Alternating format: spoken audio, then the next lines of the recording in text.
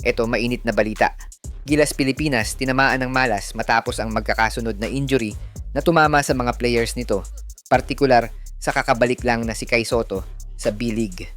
Ano kaya ang kahihinatnan ng Gilas under Coach Tim Cone kung hindi ulit makakapaglaro si Kai sa February window? Tara, pag-usapan natin ngayong araw. Pero bago yan, like and subscribe lang mga kabady para sa latest basketball news and highlights. Sa mga gusto pala manood ng laban ng Gilas sa FIBA World Cup qualifiers nang walang delay at free for life, magbibigay po kami ng free live streaming link.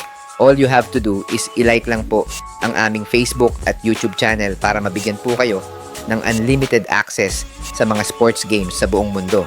Maraming fans ang inabangan ang pagbabalik ng ating kababayang si Kai Sotto sa Japan B-League matapos ang mahigit isang taong recovery sa kanyang ACL injury last year.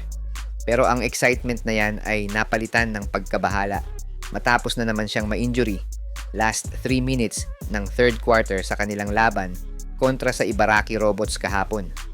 Nasa starting 5 nga agad ang ating pambato at sinimulan ang game ng agresibo para iparamdam ang kanyang pagbabalik after ng 1-year absence sa Pro League.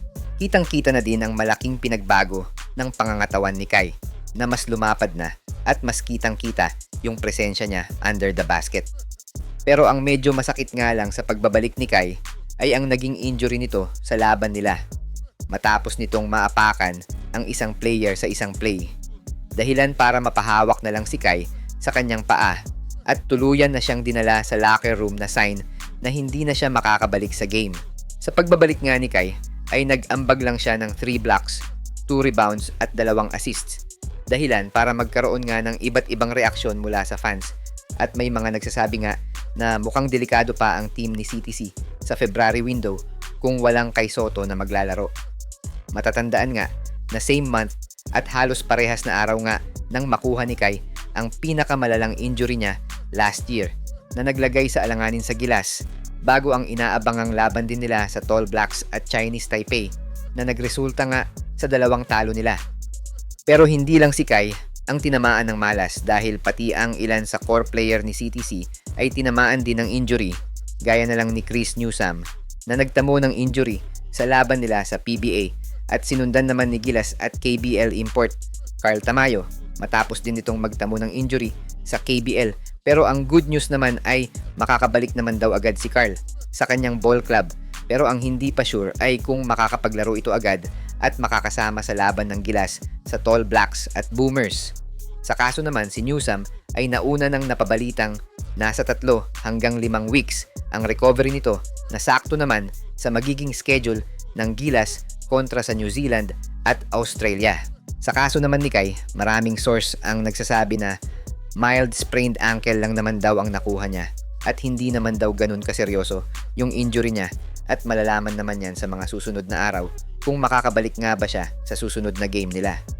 Hopefully nga ay hindi naman ganun kalala yung injury ni Kai at makapaglaro pa rin ito sa Gilas sa second round kontra sa Tall Blacks at Australia.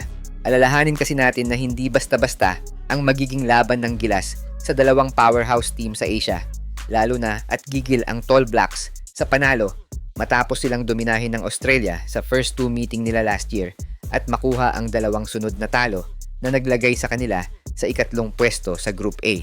Hindi rin basta-basta ang magiging laban nila sa Australia dahil hinahabol ng Boomers ang first place sa Group A bago sila pumasok sa second round ng tournament dahil top 7 teams lang from Asia ang magkakaroon ng chance na makapasok sa 2027 World Cup. Kaya naman dapat seryosohin ng Gilas ang 2 laban na yan or else masisira ang plano ni Coach Tim na maibalik ang national team sa Olympics sa Los Angeles. Siya nga pala mga idol, sa mga naghahanap ng legit na Gilas jerseys at iba pang paraphernalia ng Gilas, pwede mong i-click yung product link sa gilid ng aking mga video at makikita mo na sa kanan ang lahat ng legit stores na nagbebenta ng mga high quality merch ng Gilas. Maraming salamat mga idol!